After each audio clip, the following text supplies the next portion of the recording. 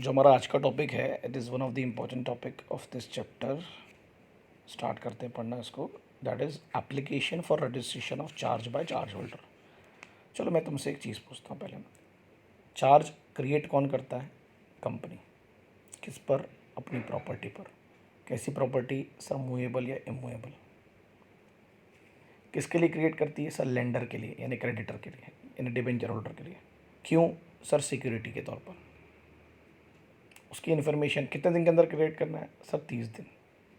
नहीं किए तो सर डिपेंड करता है वो कंपनी कब चार्ज क्रिएट की थी। 2018 याद है?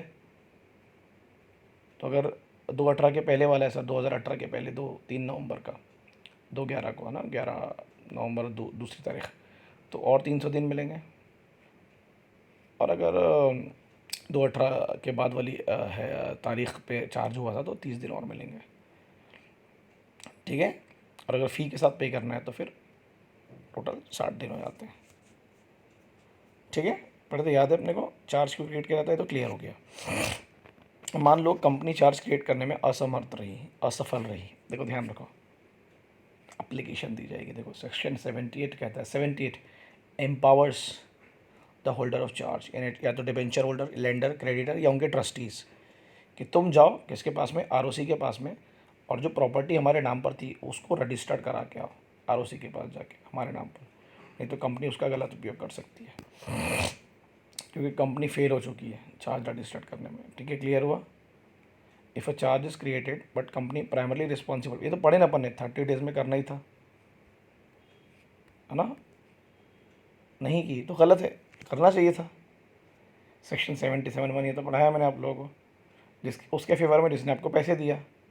अगर आप नहीं कर पाए तो फिर एप्लीकेशन मिलेगी किसकी तरफ से? चार्ज होल्डर की तरफ से। जैसी एप्लीकेशन मिलेगी चार्ज होल्डर की तरफ से, तो पहले कंपनी जो आरओसी है वो कंपनी को एक नोटिस भेजेगा कि तुम बताओ कि हम इनके कहने पर चार्ज रजिस्टर्ड करें या ना करें, क्योंकि जिम्मेदारी तो तुम्हारी थी। तो 14 दिन में अगर कंपनी का जवाब नहीं आया तो मान लेंगे कि भाई कंपनी को कोई तकलीफ़ नहीं है, रजिस्टर्ड कर सकते हैं चार्ज होल्डर भी। ठीक है। अब register shall not allow such registration by the charge holder if the company itself register the charge. तो कंपनी अगर खुद कर चुकी है तो दोबारा चार्ज होल्डर नहीं करेगा। और शोज सफिशिएंट रीज़न कि क्यों उन्होंने अभी तक रजिस्टर नहीं किया। मल्टीपल रीज़न हो सकते हैं, कोई इकोनॉमिक क्राइसिस आ चुकी होगी, कोई लीगल इश्यूज़ होंगे, तो देना मल्टीपल इश्यूज़। क्लियर हुआ? ये दोनों पैराग्राफ डिफरेंट है, ध्यान रखने का। चार्ज होल्डर समझ रहे हैं ना, लेंडर, क्रेडिटर। और अब मान लो चार्ज होल्डर ने, फॉर एग्जांपल के तौर पर,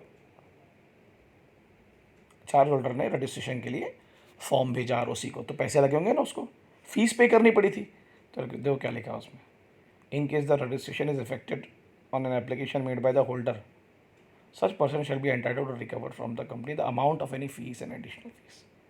जो उसने रजिस्ट्रार को पे किया वो कंपनी से रिकवर कर सकता है। ठीक है, क्लियर है? समझ में आया? अब section 77 to apply in certain matters, section 79 पढ़ने वाले हम लोग, यानी ऊपर वाला जो हमने पढ़े अभी वो हम लोग अब सेक्शन 79 में पढ़ने वाले हैं। बहुत ध्यान से पढ़ना। दो सिचुएशन पढ़ेंगे हम लोग। पहला, one relate to acquisition of any property जो already subject to charge by company है, जो ऑलरेडी कंपनी के द्वारा चार्ज है, कहीं ना कहीं सिक्योर्ड है, गिरवी है। और दूसरा हम पढ़ेंगे modifications of terms and conditions of charge. ठीक है, तो स्टार्ट करते पढ़ना। पहला क्या लिखा? सेक्शन 79 क्लॉज ए क्या कहता है? In case of a property जिसके नाम पर ऑलरेडी चार्ज है, जो किसी के लिए गिरवी रखी जा चुकी है, अब उसको आपने सोल्ड कर दिया, किससे पूछकर? चार्ज होल्डर से पूछकर, लेंडर से पूछकर। So it shall be the duty of the company to acquire it to get the charge registered in recording with. जैसे फॉर एग्जांपल मैं समझाता हूँ आपको, बहुत आसान है यार, चिल्लर है। मान लो एक कंपनी है, फॉर एग्जांपल ABC, इनके चार होल्डर है, मान लो फॉर एग्जांपल मैं, या एक नाम ले लेते हैं राम, इनके नाम पर रजिस्टर्ड थी प्रॉपर्टी। तो अगर ये इस प्रॉपर्टी को बेचते इनकी परमिशन से, उनको बेचना होगा, पैसे रिकवर करने होंगे, है ना? तो कहना है कि जो कंपनी है फिर इनकी जिम्मेदारी बनती है कि इनके नाम पर नया चार्ज रजिस्टर्ड करें। लॉजिक समझ रहे हो? क्योंकि इन्होंने अलाउ तो कर दिया बेचारों ने प्रॉपर्टी बेचना, तो अब कंपनी की जिम्मेदारी बनती है कि इनके नाम पर नया चार्ज रजिस्टर्ड किया जाए। देखो लिखा हुआ है यहाँ पर, अच्छे से पढ़ना है। मैं पढ़ता हूँ आपके सामने, देखो। The earlier charge should be vacated and its place new charge. ठीक है, जिम्मेदारी कंपनी की। अब मॉडिफिकेशन पढ़ते हैं, टर्म्स और कंडीशंस में जो मॉडिफिकेशन आए होंगे 79B में। बहुत आसान है, बहुत मज़ा आएगा पढ़ने में आपको उसको। ठीक है, देखो मॉडिफिकेशन का मतलब क्या होता है, variation in any terms and conditions of charge. जैसे कि रेट ऑफ इंटरेस्ट आपने कम कर दिया या ज़्यादा कर दिया, म्यूचुअल एग्रीमेंट से साथ में मिलके हैं, या लॉ, नया लॉ आ गया। जैसे अभी आप देख रहे होंगे बहुत सारे आरबीआई की तरफ से रूल्स आ रहे हैं, सेबी की तरफ से रूल्स आ रहे हैं, बहुत सारे एग्जम्पशंस मिल रहे हैं, बिकॉज अभी इकोनॉमिक क्राइसिस चल रहा है हमारे देश में। तो वो एक चेंजेस आ सकते हैं, छूट मिल रही है लोन वालों को, है ना, कुछ एक्सटेंड टाइम लिमिट कम ज़्यादा हो जाए अगर आप ऐसा कर रहे हैं। या even the rights of charge holder assign to third party, है ना, जो बेनिफिट किसको मिलने वाले थे, अगर वो उसने बेनिफिट किसको ट्रांसफ़र किया, थर्ड पार्टी को, तो अब चार्ज होल्डर में नाम किसका आएगा, थर्ड पार्टी का। असाइनमेंट तो समझ में आया ना, अपन असाइनमेंट पढ़े। असाइनमेंट मतलब ट्रांसफ़र ऑफ बेनिफिट। हो सकता है ना इसने इससे लोन लिया हो, तो ये अपने चार्ज इसके पास में ट्रांसफ़र कर रहा हो, ये सब मॉडिफिकेशन है। तो मॉडिफिकेशन के एग्जांपल्स हैं, उसको पढ़ लेते हैं। फिर the charge is modified by varying terms and conditions through an agreement. Charge is related to an agreement enhancing and decreasing limits. हो सकता है प्रॉपर्टी की लिमिट को बढ़ा रहे हो, टाइम लिमिट को एक्सटेंड कर रहे हो, है ना। पेरी पासू चार्ज मतलब सबका सेम चार्ज होगा, सबको सेम प्रॉपर्टी, सेम वैल्यू की प्रॉपर्टी। पेरी पासू मतलब इक्वल, एज सेम एज, सबके लिए सेम चार्ज या सेम वैल्यू का चार्ज कर सकते हैं ना sir. Change in rate of interest, interest rate पे चेंज आ रहा है, ठीक है। With repayment schedule, time period पे आपने चेंज ला दिया, बट वर्किंग लोन पे नहीं एप्लीकेबल होगा। वर्किंग लोन मतलब जो आपको ये 2 साल के अंदर वापस करने हैं, उस पर नहीं चेंज कर सकते आप, जो ऑन डिमांड वापस करते हैं आप। या पार्शियल रिलीज ऑफ चार्ज, जैसे पैसा पे कर दिया आपने आधा, है ना, या आप चार्ज होल्डर ने बोला ठीक है पार्शियल रिलीज़ कर दो, उस प्रॉपर्टी को बेच दो, बाकी मेरा नाम पे रहने दो, तो वो उस पर ये भी प्रकार की मॉडिफिकेशन हो सकती है। कंपनी पे भरोसा होगा ना आपको, तो मॉडिफिकेशन करोगे एज़ पर रूल्स, एक प्रोसीजर लिखी होती है ना रूल्स में, तो आपको उसको भी रजिस्टर्ड करना पड़ेगा, वो भी तो बताना पड़ेगा आपको आरओसी को। कौन से फॉर्म में बताओगे, charge form number 3, charge form number 3। और ये तो सर्टिफिकेट इशू करोगे आरओसी के, हाँ आपका मॉडिफिकेशन मंजूर है, वो क्या होगा आपका conclusive evidence, yes modification accept कर लिया गया आरओसी के द्वारा। ठीक है, चलो सेक्शन 80, डीम्ड नोटिस। डीम्ड का मतलब पता है सामने वाले को, हमें लग रहा है कि पता है, कंपनी को ऐसा लगता है कि जो भी व्यक्ति कंपनी की प्रॉपर्टी को खरीद रहा है या कंपनी से किसी प्रकार का ट्रांजैक्शन कर रहा है, तो उसे पता है कि कौन सी प्रॉपर्टी चार्ज है, कौन सी प्रॉपर्टी चार्ज नहीं है, क्योंकि वो पता करके आया होगा। देखो क्या बोलता है सेक्शन 80, बड़ा आसान है यार। Deemed notice of charge from the, मैं रजिस्टर्ड कर दिया। जब कोई चीज़ आरओसी के पास रजिस्टर्ड होती है तो पब्लिक डोमेन में जाती है ना, तो कंस्ट्रक्टिव नोटिस होता है ना। मतलब याद है पढ़ने पड़े थे फाउंडेशन में, हम अज्यूम कर लेते हैं कि हर वो व्यक्ति जो कंपनी से डील करेगा उसे ये पता रहेगा कि कंपनी की कौन सी चीज़ें चार्ज है, कौन सी प्रॉपर्टी, कौन सी अंडरटेकिंग चार्ज है, कौन सी प्रॉपर्टी गिरवी है, कौन सी बेचने की स्थिति में है, हम ऐसा अज्यूम कर लेते हैं। ठीक है, तो देखो उसमें कॉशनरी इफेक्ट बोलते हैं उसको। Every person needs to be cautious, जब वो कंपनी की किसी प्रॉपर्टी को या एसेट्स को एक्वायर करना चाह रहा है, तो वो इंक्वायरी कर ले उसके बारे में पहले कि कौन चार्ज। तो कंपनी से अज्यूम करती है कि वो इंक्वायरी करके आया है। लॉजिक समझ रहा है, ये पूरे रिकॉर्ड्स किसके पास में। तो जब आप ट्रांजैक्शन में एंटर करने वाले हो तो आपको पता होना चाहिए ना कौन सी प्रॉपर्टी पे चार्ज है, कौन सी प्रॉपर्टी पे चार्ज नहीं है, क्योंकि जो चार्ज प्रॉपर्टी होती है वो चार्ज होल्डर से बिना पूछे बेची या खरीदी नहीं जाती। तो अगर वो विदाउट इंक्वायरी कंपनी से ट्रांजैक्शन करता है और उसको अगर लॉस होता है तो वो कंपनी को फिर सीयू नहीं करेगा, क्योंकि कंपनी ऐसा अज्यूम कर लेती है कि उसे तो पता है। लॉजिक समझ रहा है। देखो यहाँ लिखा है, विजय मार्केटिंग ने ऑब्टेन अ टर्म लोन, उन्होंने टर्म लोन लिया 50 लाख रुपए का, किससे, बेटा commercial limited, by creating a charge on of its undertaking. अपनी एक और बिल्डिंग को, ऑफिस बिल्डिंग को चार्ज क्रिएट कर दिया और रजिस्टर्ड है वो, यानी आरओसी पब्लिक डोमेन में जा चुका है। अब वही बिल्डिंग बाद में लेटर उन्होंने नीरज को भेज दिया, तो नीरज की जिम्मेदारी थी ना कि वो पता कर ले कि जो बिल्डिंग में खरीद रहा है उस पर कहीं चार्ज तो नहीं है, कहीं वो मॉर्गेज तो नहीं है। क्लियर है कि नहीं क्लियर है। और अगर तू बोलेगा मेरे को नहीं पता था, तो पता होना चाहिए, तो गलती तेरी है, कंपनी उसके लिए रिस्पॉन्सिबल नहीं रहेगी। कंस्ट्रक्टिव नोटिस पढ़े ना, डॉक्ट्रिन ऑफ कंस्ट्रक्टिव नोटिस, वो है। ठीक है, सेक्शन 80 भूलने का नहीं है, क्वेश्चन आ सकते हैं अपने को, छोटे छोटे से question. Next, company to report satisfaction of charge. मैं पहले आपको सेटिस्फेक्शन का मतलब बता देता हूँ कि आपके जहन में हमेशा रहे। वो जो पैसा, जो सिक्योरिटी कंपनी ने मेरे नाम पर सिक्योर्ड की थी या चार्ज की थी वो फ्री ऑफ चार्ज हो चुका है, मतलब रिडीम हो चुका है, मतलब कंपनी मुझे पूरा पैसा पे कर चुकी है जो मैंने कंपनी को दिया था, प्रिंसिपल अमाउंट और इंटरेस्ट के साथ। ठीक है, इसको बोलते हैं सेटिस्फेक्शन ऑफ चार्ज, कि हमने सेटिस्फाइड कर दिया हर वो लाइबिलिटी पे करके जो हमको पे करना था। देखो, तो वो भी तो बताना पड़ेगा आपको आरओसी को। सेक्शन 82 भूलना मत, इंपॉर्टेंट है। A company give intimation of payment, कि भाई आप बता दे रहे हो आरओसी को कि हमने पैसे पे कर दिए, satisfaction in full of any charge earlier registered. अब वो प्रॉपर्टी फ्री ऑफ चार्ज होगी। क्लियर है कि नहीं क्लियर है? तो जिस दिन भी आप पैसे पे करोगे या जिस दिन भी आपकी पूरी प्रॉपर्टी फ्री ऑफ चार्ज होगी उसके 30 दिन के अंदर आप बता देना किसको, आरओसी को। उससे ज़्यादा टाइम नहीं लेने का। Extended period of limit intimation भी है, मतलब 30 दिन में नहीं बता पाए तो 82(1) बोलता है, वही 300 डेज मिलेंगे एक्स्ट्रा के। मतलब ये भी एक नई चीज़ पढ़ रहे हैं अपन। अब जैसे ही कंपनी ने एप्लीकेशन दिया किसको, आरओसी को, बराबर है कि नहीं बराबर है, कि भैया हमने पैसे पे कर दिए, फ्री ऑफ चार्ज हो चुका है जितने भी दिन के अंदर एडिशनल फीस के साथ, अगर 300 दिन लोगे तो आरओसी क्या करेगा, आरओसी काउंटर कम्युनिकेशन करेगा, एग्जामिनेशन। वो चार्ज होल्डर से पूछेगा मिल गए क्या रे पैसे तुमको, पूरा फ्री ऑफ चार्ज हो गया क्या, तो 14 दिन में तुम मुझे बताओ कि तुमको पूरे पैसे मिल चुके कि नहीं मिल चुके। तब मैं सेटिस्फेक्शन ऑफ चार्ज को रिकॉर्ड करूँगा, मतलब अपने रजिस्टर्ड में लिख दूंगा उस एसेट्स के नीचे कि ये फ्री ऑफ चार्ज हो चुकी है, तो मुझे बताओ।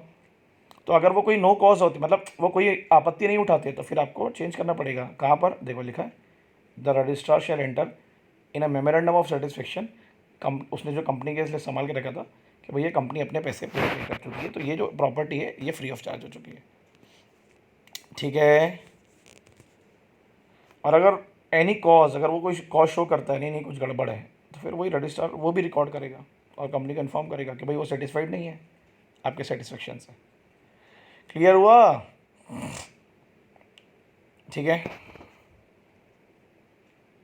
ना? और अगर वो जो सेटिस्फेक्शन ऑफ चार्ज वाला नोटिस है उसमें इसकी भी साइन है, तो फिर आपको मतलब फिर आरओसी को इनको नोटिस भेजने की ज़रूरत नहीं है, क्योंकि उसमें उसकी भी साइन थी ना चार्ज होल्डर की।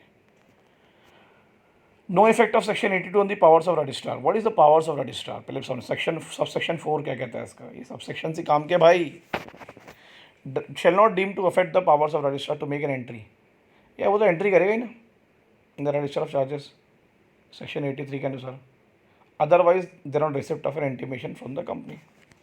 अब उनको अगर कंपनी की तरफ से इंटीमेशन मिल गया है कि हमने पैसे पे कर दिए, तो मेरे पास जो पावर है कि मैं पहले पूछूंगा, तो वो तो मेरे को कंपनी रोक नहीं सकती ना। मैं पहले चार्ज होल्डर से कंफर्म करूंगा, और अगर उसमें चार्ज होल्डर की साइन है तो ये मेरे पावर ये भी कि मैं डायरेक्ट सेटिस्फेक्शन रिकॉर्ड कर दूँ।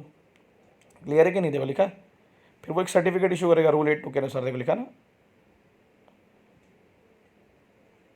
चार्ज फॉर्म नंबर 5 पे कि कंपनी अपने लेंडर्स के पैसे पे कर चुकी है, प्रिंसिपल अमाउंट इंटरेस्ट और सेटिस्फेक्शन हो चुका है। ठीक है, ये देखो डिटेल में लिखा हुआ है हल्का सा, मैं उम्मीद कर रहा हूँ आपको समझा होगा। अब देखो ये क्या है, powers of registrar to make entries of satisfaction and release in absence of intimation from company. Entries करना है पहले तो सेटिस्फेक्शन की, और release in absence of company की तरफ से अगर इंटीमेशन नहीं आया तो क्या होगा। देखो क्या लिखा है, सेक्शन 83 एम्पावर करता है रजिस्ट्रार टू मेक एंट्रीज। जो सेटिस्फेक्शन होगा उसमें तो एंट्री करना पड़ेगा मेमोरेंडम ऑफ सेटिस्फेक्शन में। काहे में? मेमोरेंडम ऑफ सेटिस्फेक्शन में, है ना। और वो प्रॉपर्टी के नाम आगे से चार्ज हटा देना होगा जिसके पैसे पे हो चुके हैं, इवन अगर कंपनी की तरफ से इन्फॉर्मेशन नहीं आई तो। कंपनी अगर नहीं भी बताती है तो तब भी आप एज ए आरओसी, क्योंकि पैसे तो दे चुकी है ना कंपनी, सेटिस्फेक्शन कर दो कंपनी के नाम पर मेमोरेंडम में। अब देखो क्या है उसमें, accordingly with respect to any registered charge, if an evidence is shown to the satisfaction of register that debt secured by the charge has been paid, पे कर दिया भैया हमने, एक एविडेंस मिल चुका है, सेटिस्फाइड हो चुका है, या तो पूरा पे कर चुका है या पार्ट में पे कर चुका है ना। तो जो भी प्रॉपर्टी है, अंडरटेकिंग है, तो वो रिलीज़ तो करना पड़ेगा ना आपको, करना पड़ेगा कि नहीं करना पड़ेगा। और उसकी इन्फॉर्मेशन कहाँ डालनी पड़ेगी, यहाँ पर। और क्या क्या लिखना पड़ेगा उसमें आरओसी को, कि भाई डेप्ट सेटिस्फाइड हो चुकी है, मतलब पैसे भी दिए जा चुके हैं कंपनी के द्वारा लेंडर को, या तो पूरे ही आते। तो जो प्रॉपर्टी थी या तो पार्ट में रिलीज़ हो गई, फ्री ऑफ चार्ज हो गई, या पूरी, है ना, लिखा है ना। This power can be access by registrar despite in fact no intimation. Company के द्वारा भले उनको इंटीमेशन आया नहीं है, बट अगर डेट आ चुकी है और चार्ज होल्डर ने भी किसी प्रकार की आपत्ति नहीं भेजा, मतलब कंपनी पैसे पे कर चुकी है। तो अगर कंपनी खुद नहीं भी बोल रही सेटिस्फेक्शन के लिए, तो एज पर सेक्शन 83 खुद रजिस्ट्रार सेटिस्फेक्शन यानी मेमोरेंडम ऑफ सेटिस्फेक्शन में चेंजेस ला सकता है। ठीक है, प्रॉपर अगर उनको एविडेंस मिल चुके हैं तो। और जो भी अफेक्टेड पार्टीज है उनको बता देगा रजिस्ट्रार। अफेक्टेड पार्टीज कौन कौन है? कंपनी और चार्ज होल्डर और इनके ट्रस्टीज जो होते हैं, 30 दिन के अंदर जो चेंजेस लाया उन्होंने खुद। और रूल 8(2) फिर वही तो अपन पढ़ चुके, memorandum of satisfaction of charge जो है उस पर सर्टिफिकेट इशू करता है कौन? ROC। कौन से फॉर्म में? कौन से फॉर्म में? Charge form, charge 5 form. Clear हुआ? 83 समझा। अगर कंपनी के द्वारा किसी प्रकार का इंटीमेशन नहीं है, तब भी अगर एविडेंस प्रूफ हो चुके हैं कि कंपनी पैसे पे कर चुकी है, तो मेमोरेंडम ऑफ सेटिस्फेक्शन में चेंज ला देगा कौन? ROC। 30 दिन के अंदर उसे बताना भी पड़ेगा अफेक्टेड पार्टीज़ को, चार्ज फॉर्म नंबर 5 के साथ। ठीक है, क्लियर है। नेक्स्ट क्या है? Intimation of appointment of receiver और मैनेजर। ये बहुत इंपॉर्टेंट है, सेक्शन 84। इसको बहुत ध्यान से पढ़ना है अपने को। जैसे मान लो जो चार्ज होल्डर है, उन्होंने किसी पर्सन को अपॉइंट किया, कोई रिसीवर को, कोई मैनेजर को, जो उसकी प्रॉपर्टी को, जो चार्ज प्रॉपर्टी को संभाल के रखे। तो चार्ज होल्डर जब भी किसी को अपॉइंट करेगा ना, तो देखो क्या लिखा सेक्शन 84 क्या बोल रहा है? अपॉइंटमेंट ऑफ रिसीवर और मैनेजर, तो उसकी इंटीमेशन दो आप किसको?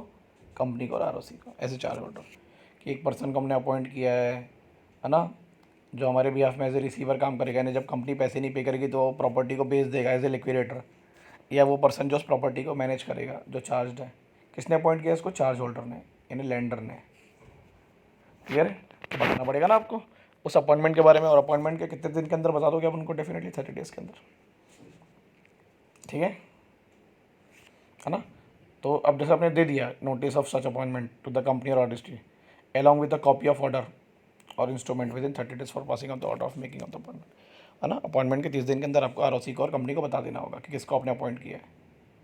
अब जैसी ROC को कॉपी मिल गई फीस के साथ में और पर्टिकुलर्स के साथ के, कौन पर्सन है, कौन लिक्विडेटर है, कौन है भाई बंदा, और इंस्ट्रूमेंट के साथ में द रजिस्टर ऑफ चार्जेस, तो फिर वो रिकॉर्ड कर लेगा कि भाई एक बंदा अपॉइंट किया गया है, ट्रस्टी बोल सकते हैं आप उसको।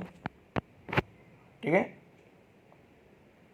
On cessation to hold such appointment, in the person appointed as above shall give a notice to effect to the company and registrar, है ना।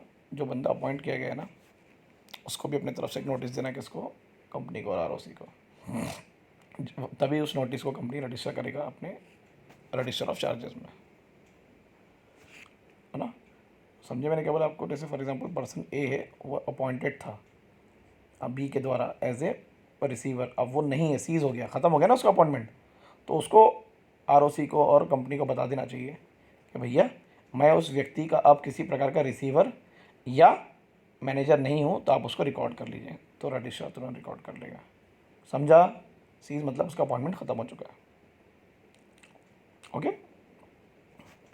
पनिशमेंट वो तो पता ही आपको, अगर ये सेटिस्फेक्शन या मॉडिफिकेशन या रजिस्ट्रेशन अगर हम नहीं करते हैं, जितनी भी हमने चीज़ें पढ़ी भी, तो पनिशमेंट होगा सेक्शन 86(1) पे। कॉन्ट्रीवीन करती है रजिस्ट्रेशन ऑफ चार्जेस को या मॉडिफिकेशन को, तो वही पनिशमेंट होगा। पनिशमेंट तो आपको बताना चाहिए, कंपनी को तो सज़ा होती नहीं है, तो फाइन लगेगा 1 लाख से 10 लाख। और कोई डिफ़ॉल्टिंग ऑफिसर है अगर, है ना, तो उनको मिनिमम 6 महीने का, है ना, मैक्सिमम अप टू 6 मंथ्स की सज़ा होगी, और 25,000 का फ़ाइन, और अप टू 1 लाख और बोथ, अगर आप ये रजिस्ट्रेशन या सेटिस्फेक्शन में अगर आपने कोई गड़बड़ किया तो। ठीक है। 447 IPC में सज़ा होती है, मैं आपको पढ़ा चुका हूँ कई बार, और फ्रॉड की श्रेणी में उसको लिया जाएगा। कुछ अगर अमाउंट बहुत ज़्यादा है या फ्रिक्वेंसी बहुत ज़्यादा है, तो फ्रॉड की श्रेणी में लिया जाएगा उसको, सबसेक्शन 2 of 447। यानी जानबूझ के अगर उसने गलत इन्फॉर्मेशन दिया, इनकरेक्ट इन्फॉर्मेशन दिया, कोई इन्फॉर्मेशन को छुपाया, सप्रेस किया, है ना। कौन सी इन्फॉर्मेशन? जो सेक्शन 77 में थी, चार्जेस से रिलेटेड या मॉर्गेज से रिलेटेड या प्लेस से रिलेटेड, या ना, या सेटिस्फेक्शन से रिलेटेड, तो उस पर सज़ा, उसको पनिशमेंट किया जाएगा एज पर सेक्शन 447। ठीक है, क्लियर है। नेक्स्ट है section 87, rectification by central government register of charges. अब सेंट्रल गवर्नमेंट के घुस गए, बोलोगे यहाँ पर सर ये तो गड़बड़ वाला मामला है, तो मैं आपको बताता हूँ ऐसा क्यों हुआ। सेक्शन 87 क्या कहता है पहले समझ लो। एम्पावर करता है सेंट्रल गवर्नमेंट को टू ऑर्डर रेक्टिफिकेशन चेंजेस लाओ, क्या में in the following cases. Private company में तो घुस नहीं सकते आप, पब्लिक और गवर्नमेंट कंपनी में हो सकती है। आप देखो क्या क्यों कर रहे हैं, सेंट्रल गवर्नमेंट क्यों इन्वॉल्व हुआ। रूल 12 क्या बोलता है, when there was a omission, कोई इन्फॉर्मेशन नहीं दी गई, किसको, किसने, कंपनी ने, किससे रिलेटेड, पेमेंट से रिलेटेड या सेटिस्फेक्शन, तो फिर कौन इन्वॉल्व होगा, सेंट्रल गवर्नमेंट। और ये पब्लिक कंपनी और गवर्नमेंट कंपनी में एप्लीकेबल होगी।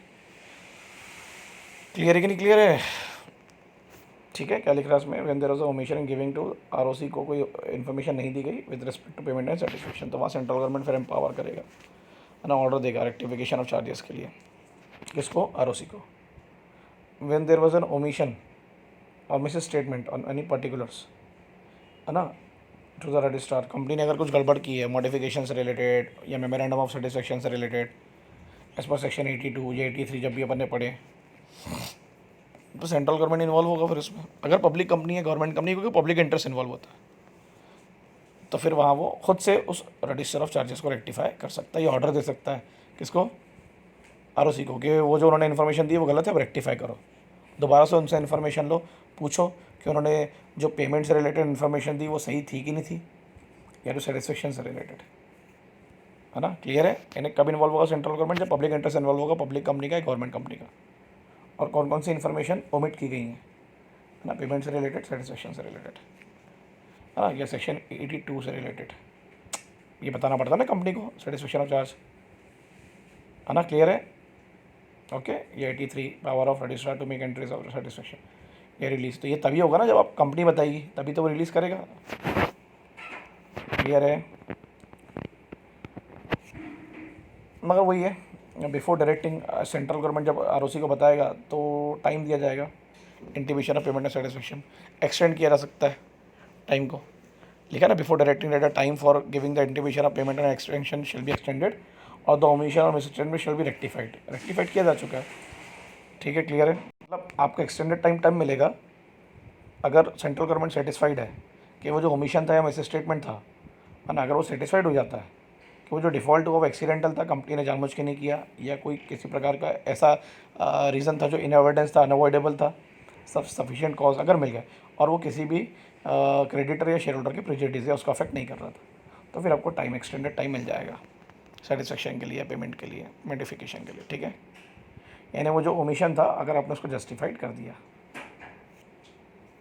क्लियर है, कौन से फॉर्म में एप्लीकेशन लिखी जाएगी, CH चार्ज एज, कौन फाइल करेगा, कंपनी या कोई इंटरेस्टेड पर्सन जो कंपनी के बिहाफ में काम करेगा, है ना। Order of rectification shall be made, और ये ऑर्डर किसने दिया रेक्टिफिकेशन का, सेंट्रल गवर्नमेंट ने, ये आपको ध्यान रखना है। ये पैराग्राफ बहुत इंपॉर्टेंट है जो ऊपर का था ना, पहले एक बार सुनेगा सेंट्रल गवर्नमेंट कंपनी के बाद, क्यों आपने सेटिस्फेक्शन ऑफ चार्जेस या कोई ओमिशन क्यों किया रिलेटेड टू पेमेंट और सेटिस्फेक्शन, ठीक है। रूल 12 क्या बोलता है, सेंट्रल गवर्नमेंट को जैसी एप्लीकेशन मिलेगी, सेंट्रल गवर्नमेंट को रूल 12 क्या बोलता है, देखो ध्यान देना, द सेंट्रल गवर्नमेंट में ऑन एन एप्लीकेशन, उसको एप्लीकेशन मिली सेंट्रल गवर्नमेंट को चार्जेस फॉर्म 8 में, इन अकॉर्डिंग विद सेक्शन 87, कौन करेगा एप्लीकेशन, डेफिनेटली कंपनी देगी। तो सेंट्रल गवर्नमेंट को एप्लीकेशन मिली तो फिर वो रेक्टिफिकेशन का ऑर्डर देगा किन देगा, रिलेटेड टू दैट ओमिशन या मिस स्टेटमेंट जो प्रीवियसली रिकॉर्ड किए गए थे कंपनी रजिस्ट्रार के पास, कंपनी के द्वारा, रिलेटेड टू मॉडिफिकेशन, है ना, ये मेमोरेंडम ऑफ सेटिस्फेक्शन या पेमेंट, क्योंकि कंपनी ने प्रूफ कर दिया ना कि वो रीज़न के साथ था या कोई ऐसे रीज़न थे जो अनअवॉइडेबल थे, है ना, क्योंकि उनको मौका दिया ना कि तुम बताओ तुमने क्यों गलत इन्फॉर्मेशन दिया, नहीं दी इन्फॉर्मेशन, ये क्यों नहीं बताया, या देखो लिखा ना, ये एक्सटेंशन ऑफ टाइम देगा कंपनी को सेटिस्फेक्शन के लिए या और टाइम लो पे करने के लिए, ठीक है। और अगर 30 दिन में नहीं बताया, नहीं 30 दिन, क्योंकि 30 दिन में कंपनी नहीं कर पाया था ना वो सेटिस्फेक्शन या पेमेंट नहीं दे पाया था या बता नहीं पाया था, तो और 300 दिन तो 300 डेज तो मिलेंगे कंपनी को। क्लियर है, यानी यहाँ CG तब इन्वॉल्व होगा जब कंपनी किसी प्रकार का डिफॉल्ट करेगी, public company, government company, related to payment, satisfaction या मॉडिफिकेशन या किसी प्रकार का, है ना। क्लियर है, बट ये पैराग्राफ हमारे लिए जड़ी बूटी है, अगर कंपनी को बराबर मौका मिल गया तो इसमें कंपनी बता देगी, ठीक है। ठीक है, चलो चैप्टर फिनिश, बहुत इजी और आसान चैप्टर था, क्वेश्चन आ सकते हैं, अच्छे से पढ़ना, मीनिंग्स मत भूलना जो मैंने बताया हो, और समझने की कोशिश करना, रटने की कोशिश मत करना। ये तो एक छोटी सी एक पीछे समरी दी हुई है, इसको ज़रूर याद से पढ़ा करो, ठीक है।